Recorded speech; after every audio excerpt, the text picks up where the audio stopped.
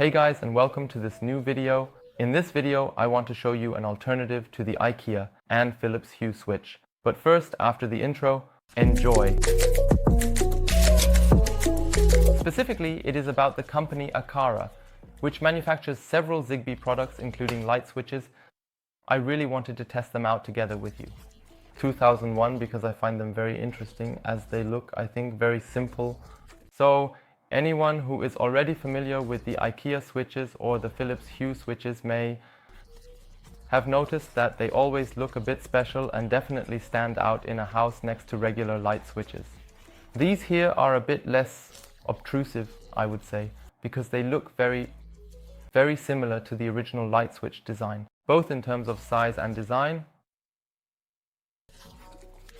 The package definitely includes a set of screws, some double-sided tape, and of course an instruction manual. However, we probably won't need that. The two screws are presumably intended for screwing the whole unit into a flush-mounted box. I would probably not go for that solution. For me, double-sided tape would likely be the most practical way to securely attach everything to a wall.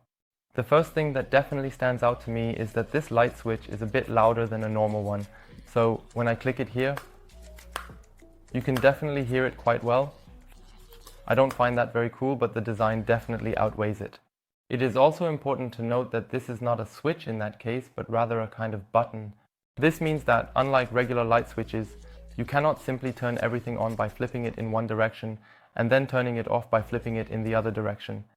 Instead, you only have a button that you press once and then it clicks back.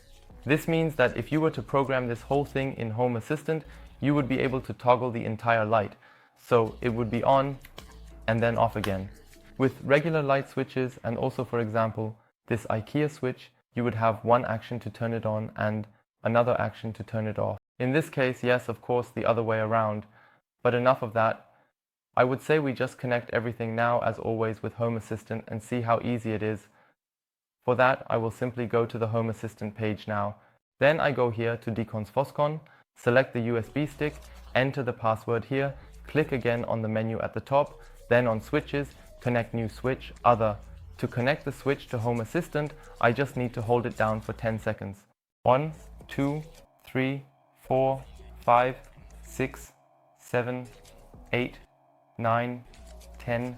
Now it should start blinking blue down here, and then it should also be recognized right away.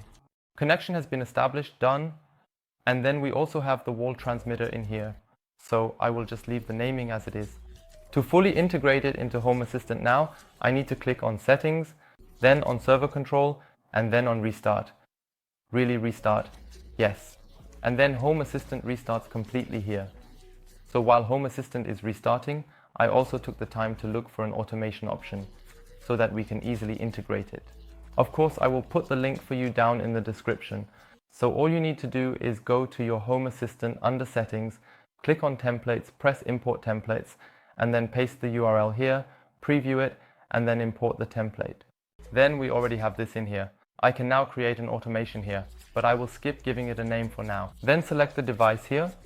It only shows me these switches here. So just this one because I only have one of them. And then I can set 3 different actions here. One for a simple click, one for a double click, and one for holding it down. We will now just take the single press here, and I will select the device that I want to disrupt. I'll just take my office lamp here. I could add another one now, but I'm fine with just switching this one for now. I press save, and when I press the button here, the lamp up there will turn off. Zack, the lamp goes off, and the lamp comes back on. The lamp goes off, and the lamp comes on.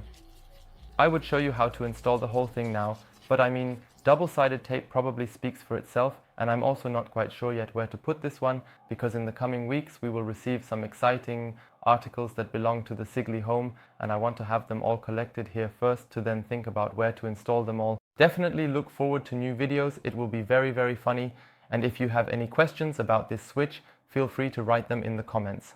If you enjoyed the video, please show it with a rating. I would say see you again next week on Wednesday at o'clock. Until then, take care and goodbye. You Sand.